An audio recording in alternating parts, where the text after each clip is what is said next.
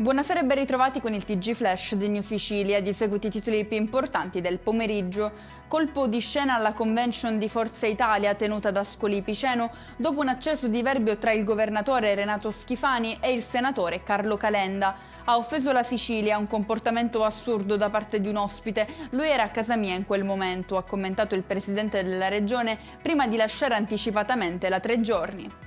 Passiamo alla cronaca nera con un incidente mortale a Belpasso, in provincia di Catania. A perdere la vita un sedicenne in sella a uno scooter e un uomo di 81 anni a bordo di un'auto. I due mezzi sono entrati in collisione, provocando un impatto letale per entrambi, ferita anche una donna che viaggiava in macchina come passeggera. Non ce l'ha fatta Francesco Pantano, il tredicenne vittima di un incidente in monopattino a Messina. Il giovane si è spento dopo 2 giorni di agonia al policlinico. Letale la caduta, dopo la quale le condizioni del ragazzino si sono rivelate fin da subito disperate.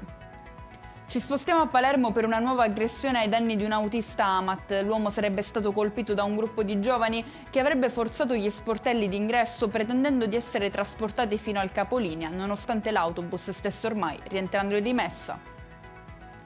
Chiudiamo con le previsioni meteo. Domenica di sole e quella di domani in Sicilia, con un campo di alte pressioni che abbraccerà la regione, garantendo tempo stabile e assolato ovunque. Rimane arancione l'allerta legata al rischio incendi sul territorio.